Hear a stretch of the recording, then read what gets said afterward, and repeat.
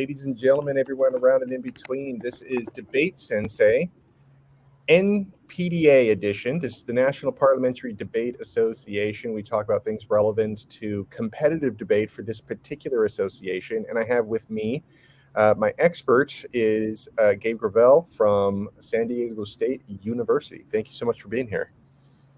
Good to see you. All right, I got it right this time. Awesome. Okay. The topic that we are talking about right now, so what I like doing, or what we like doing in this series oftentimes, is taking a single topic from these debate tournaments and really unpackaging it, all right? And this one is coming from the 2021 GGI tournament. It is the United States federal government should recognize the Taliban as the government of Afghanistan. Still a juicy topic. But let's before we get into it, tell me a little bit about GGI and what is the significance of that tournament. Yeah, so GGI, the Golden Gate Invitational, is a parley tournament that is run by the University of California, Berkeley. They have typically run this tournament on campus. Obviously, in the pandemic, it was run online. And again, this year, there was a little bit of administrative indecision, unsure who would come. So they ended up running the tournament online and deciding that at sort of a last minute. But typically, it's at Berkeley. It's a wonderful tournament. It's a great campus to be at when you're a freshman in college and you get to travel with the debate team and you get to see Berkeley and you feel like you're doing something academic. Right.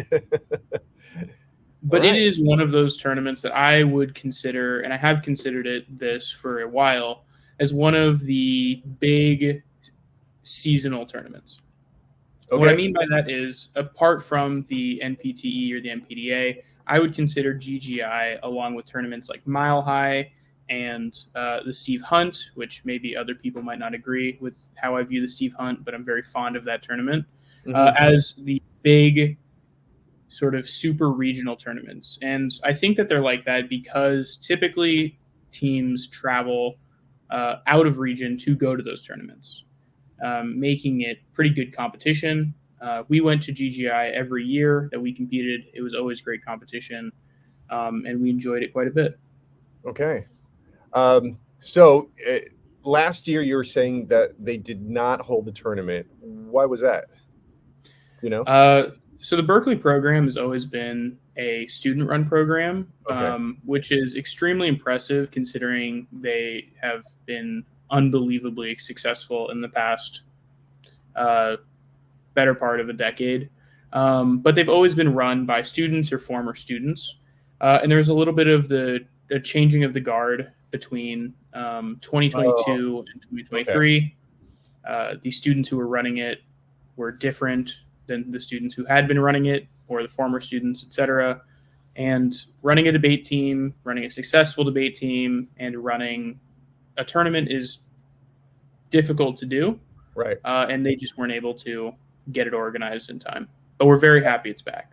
Okay. Well, I sympathize with that. I really do. I know how difficult that is. So, no sort of ill thoughts about that. All right, so this is the final round of the 2021 tournament. When in the season does GGI take place?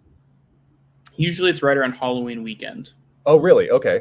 So this one's going to be airing right about like I've put it up right before Halloween. So this will be pretty nice. Excellent. All right, and now into the topic itself. The United States federal government should recognize the Taliban as the government of Afghanistan. Now, 2 years ago when this was happening, it was probably even more relevant than it is today, but it is still very relevant. This happened. Right, this topic happened right after the troop withdrawal from Afghanistan, so it was a very pressing issue, and it was very recent. So we were kind of coming up with arguments on the fly about what would happen in Afghanistan. That if we were writing arguments now would be a little different. Yeah, well, let's kind of brainstorm how it would be different. Then maybe we'll get back into what happened in that round. In the last 2 years, how do you think the debate has changed? So we still haven't seen recognition of the Taliban by the U.S. And we haven't really seen very much normalization of diplomatic ties with the Taliban in Afghanistan. But we have seen that the Taliban have some staying power in Afghanistan. They haven't gone away. They're still ostensibly in charge of Afghanistan, although there is still conflict there. I would say the main thing that has changed is that point is, are the Taliban going to be sticking around, or is this just a sort of intermediary period before something else happens? That frames the debate and framed the debate when we had it, because if you believe that the Taliban are not going to be sticking around, then the benefits of recognizing them are much smaller than if they were to stick around. So that sort of frames the how stable the plan is, whether or not it would have implications for a long time or a short time. Right. We know now that they have stuck around, and it seems, at least I think you could certainly make the argument that they will probably continue to stick around. Okay, so would you say that that probably would help the affirmative more if this were the exact same topic given today? Yes, I would say that generally weakens a good defensive argument that the negative would read. So it does benefit the affirmative. Okay. But on the negative, the Taliban in the last couple of years has also developed somewhat of a track record. And so that would seem like that might, and that track record, I dare to say, has not been incredibly positive. Yeah. I do think that does help the negative a little bit in saying that the Taliban is bad. Yeah. However, that was also our go-to argument when we were on the neg for this topic 2 years ago. The Taliban have been around for quite a while now, and it wasn't too much of a leap. We didn't have to see what it would be like in Afghanistan with the Taliban in control to predict or make predictive arguments about what it would be like, that it would be bad. So I would say, yes, it does kind of validate some negative arguments, but those arguments were pretty strong either way. Okay. Well, let's talk a little bit about what happened, and then maybe get into like how if we were going to enter into the debate again, like what sort of changes might be made. So, what happened? You said you were on the neg. How did do you remember how the affirmative came at this topic? Yeah, they read two advantages. The first advantage was a relatively linear advantage about the Taliban being more modern, that they had modernized a large amount of their views, that they were not as radical as they were 10 years ago. And then the argument was that diplomatic recognition would improve that modernization, maintain some of the progress that they had made as a organization in the first place, and prevent it from sort of backsliding into more human rights abuses.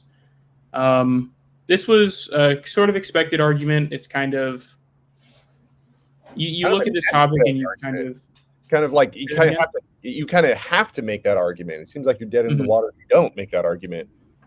It does preempt the obvious argument, which is that the Taliban are bad for human rights. Yeah.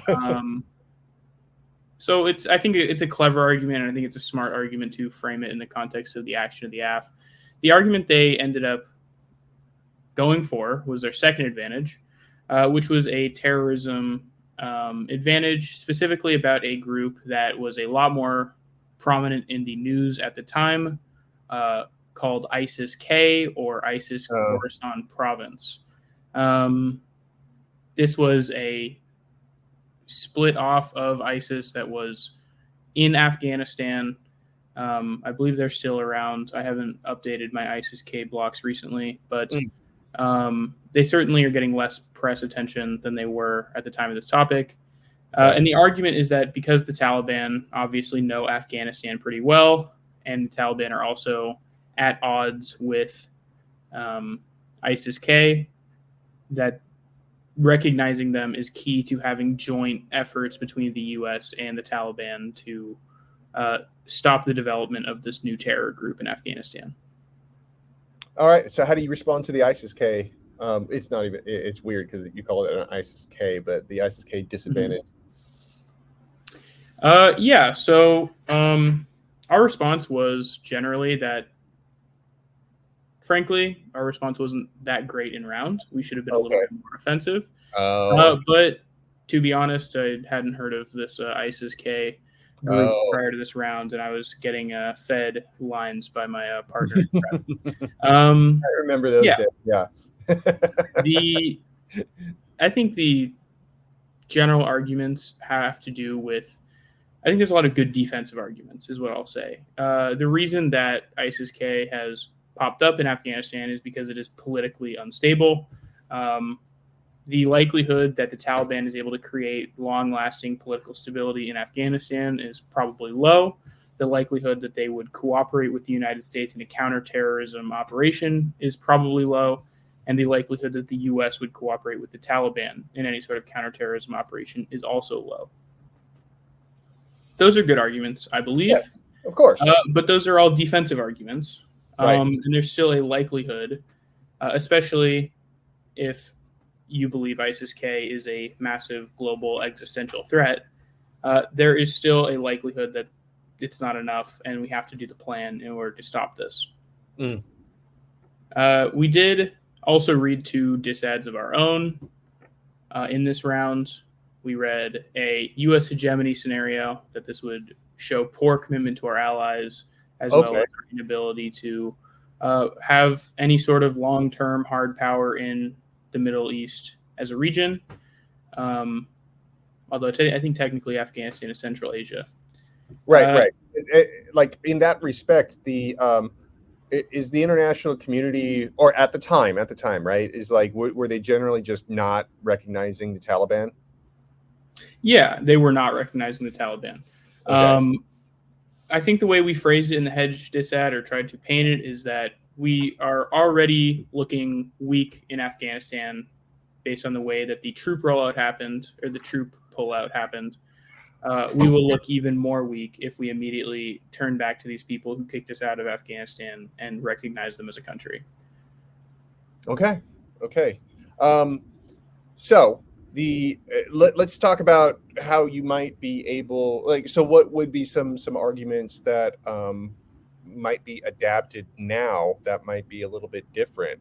So starting on the affirmative, I was trying to generate some ideas from ChatGPT, and I wanted to run by some of these arguments about and see what you think about them. So on the affirmative, it said humanitarian considerations. I kind of like this one, where that recognizing the Taliban would help facilitate delivery of humanitarian aid to Afghan citizens. First, how likely would you be to run that on the AF? And then second, what would you say on the NIC? I think I would maybe read it within the modernization argument. Okay. Maybe as a separate internal link scenario, impact scenario. I don't think it warrants its own advantage because I don't think that it has great uniqueness. I don't know that the plan doesn't mandate the U.S.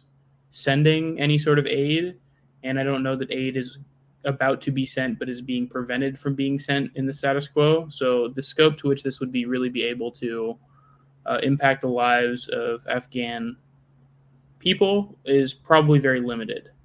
And in responding to that, I would say basically exactly that. I would also read arguments about how if we recognize the Taliban and we try to distribute aid to the Taliban, we have to give the aid to the Taliban, which would probably supercharge our links on hedge, as well as the Taliban bad arguments we're making on case.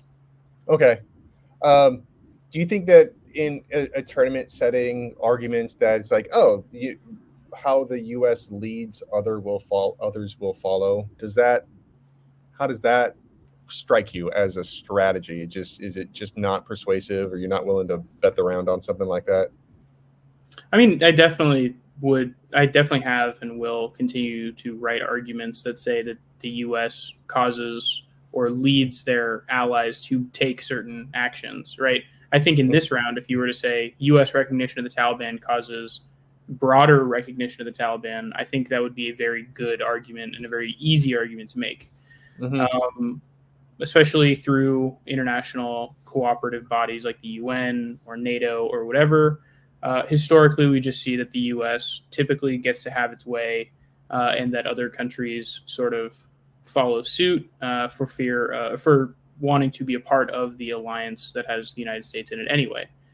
I think that's a totally fine argument. I just think that that is an argument that exists within sort of the link level of the debate. How does the plan affect other things? That would maybe be like the first internal link to broader spillover of the plan. Okay, so on what I generate on the negative. All right. So like the first one was legitimizing extremism. Would you say that that is consistent with the strategy that you did? Or do you think that's a different strategy? Recognizing the Taliban might embolden other extremist groups. It seems like the affirmative in your case said the opposite. Recognizing the Taliban would actually diminish the other extremist groups. This seems like a straight turn on that story. You can definitely make that argument, but it's not a very specific argument. Immediately, the answer is, well, which terrorist groups get emboldened? How do they get emboldened? What do they do once they're emboldened? What's the implication of their actions? Right? The reason this ISIS-K advantage works and makes sense is because there is specific information we have on a group in Afghanistan, and we can make inferences and look to how they interact with the Taliban and make the argument that the Taliban is important in stopping their rise. If you had some example of Boko Haram in West Africa modeling itself off of the Taliban or looking to how the Taliban is treated by the U.S. And informing their decisions off of that, I think you could make the argument, but I think that the link is generally weak, especially if we're not naming specific groups. Okay. So that story wouldn't work with the ISIS-K disadvantage then, you think, huh? That's not just a turn that you can't just throw it out there, I guess. Right. I mean, you could argue, certainly, that the Taliban and ISIS-K aren't actually at odds. The issue, however, is that is the obvious answer to the advantage. So they have baked in and preempted plenty of arguments about why they are at odds. Okay. Another interesting strategy that ChatGPT laid out on the neg, strategic ambiguity.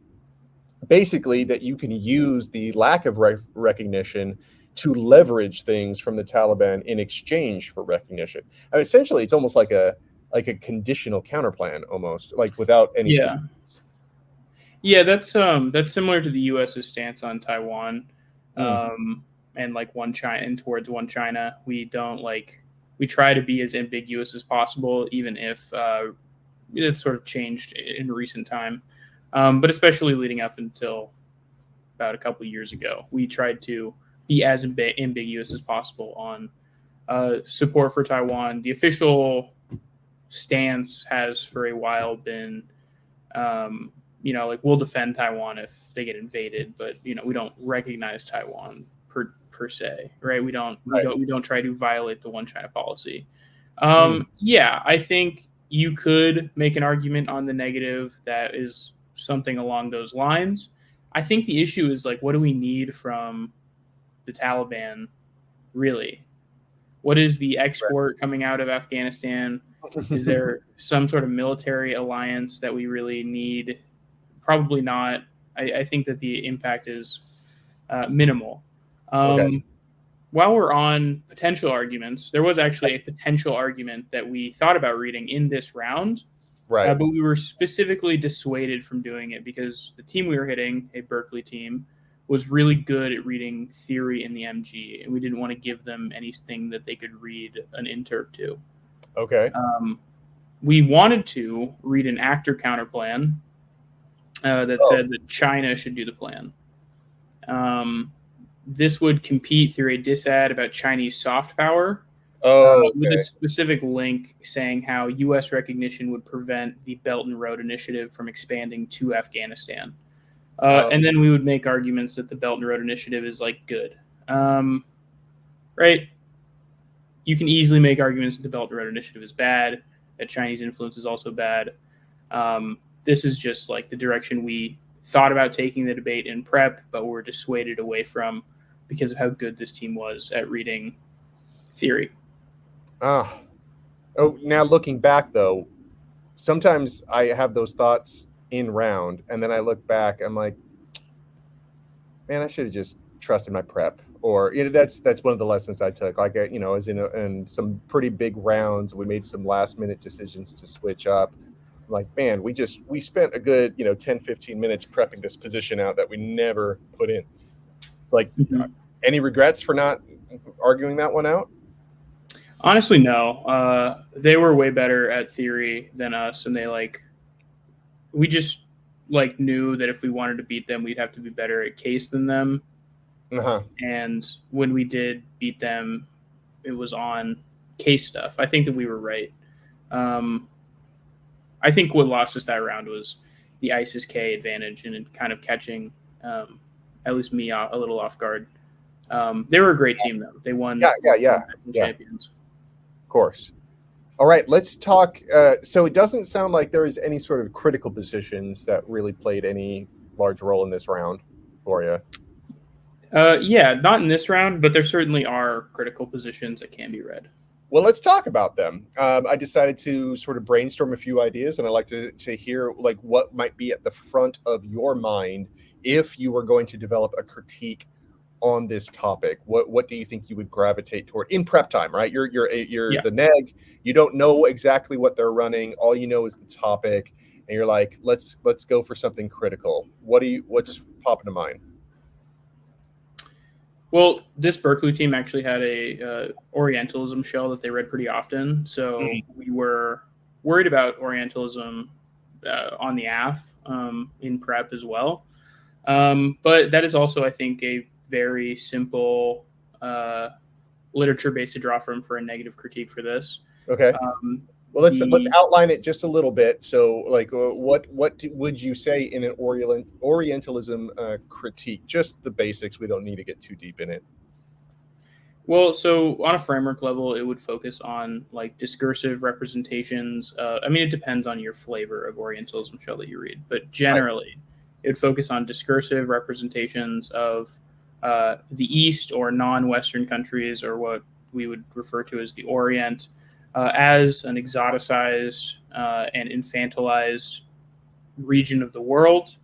The links would draw on the direct action of the United States federal government to recognize the Taliban. It might even use the term sort of strategic ambiguity, but it would reference the way that the U.S. instrumentalizes its relationships with other countries when they are useful and discards them when they are no longer useful. There is a extremely rich history of this. We gave the Stinger missiles to the Mujahideen that they, turned around and used against us when we were fighting against them, or the U.S. was fighting against them. There's plenty of examples. We critique human rights abuses in plenty of countries, but we turn a blind eye to it when it's Saudi Arabia because we need them for economic reasons and energy reasons. And this sort of hypocrisy and dual position is part of the Orientalist lens that the United States has towards the Middle East and Central Asian and the Orient in general. That would be the general thesis of the links. Is there an alternative that's popular, or just a generic alternative that people throw out when they put out the Orientalism critique? So Orientalism is, very discursive, at least in core literature base. So it's usually pretty similar to like Foucault-style biopower alts, which are about like rejecting, understanding how it operates on a discursive level, etc. This Berkeley team had an alt that was about conscientization or something like that. Okay. Which is about critical consciousness. I still, I heard it maybe 5 times in my career and answered it, all those times, and I still don't really know what it means. So I love that. Yeah, people get a little wacky with it. But I would say a general one would be something about rejecting the AF, doing discursive practice that resolves Orientalism. All right. So Orientalism is one. Any others that pop to mind? Critiques. Yeah.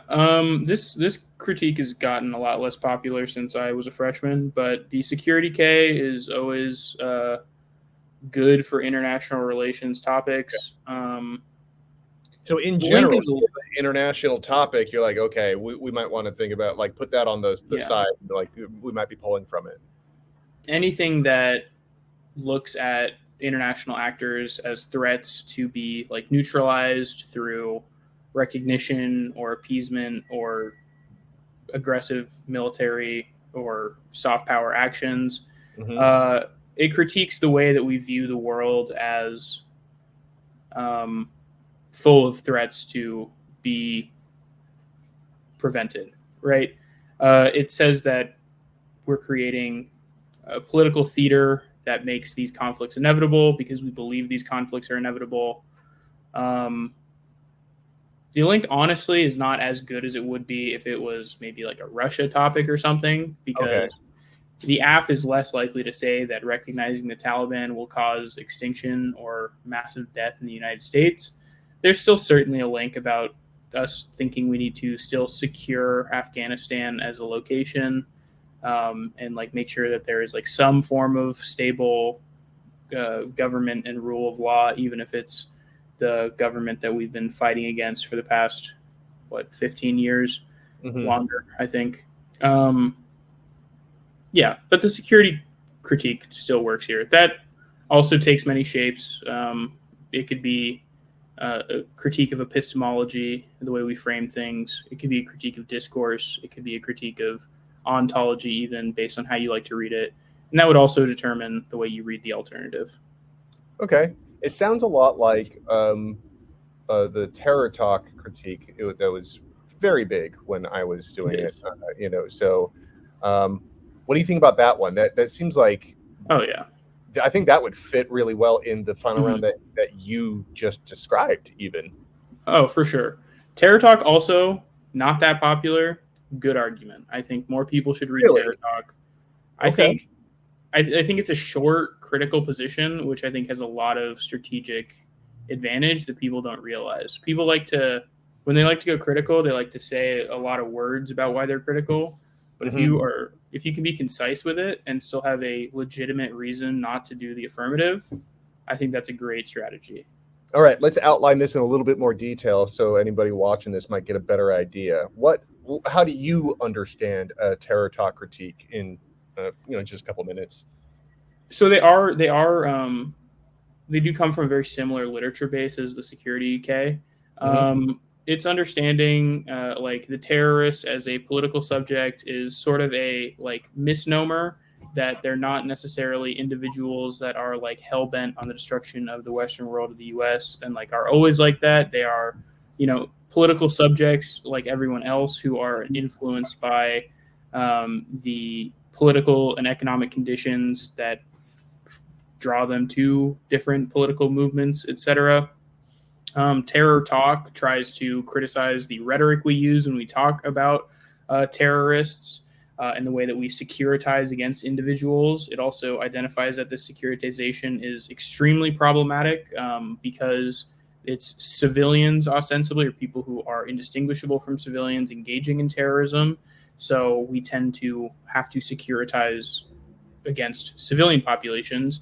The classic example is the Obama era rebranding of civilians to like military aged males to include like 18-year-old or even like I think 16-year-old males who would otherwise be considered civilians. We call them military-aged males so that collateral damage numbers are lessened on drone strikes. The securitization against civilian population specifically is the problem here. And ultimately, it's a rhetorical critique against the way that we represent terrorism in debate.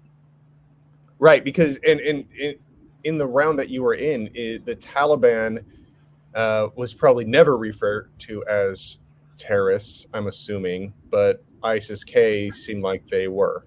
Mm-hmm. Yeah, right. Yeah. Right. There's sort of a a dual play of how we operationalize that terminology. All right. Okay. Well, I think this was good. There was a good discussion 2 years ago about this topic, and it seems like there's still room for a discussion, even if this topic were done again this year at GGI as a topic. So that is a sign of a fairly decent topic. It might run out of relevance in the future, but for right now, doesn't seem like it. Hey, Gabe, thanks so much for illuminating a bit more about this particular topic. It is a sticky one, that is for sure, and you got to get your international relations in order if you want to engage it. So thank you. All right. Of course. So we will be back talking about other topics in the future, as well as tournament recaps. We hope that all of you join us. Thank you very much. Bye-bye.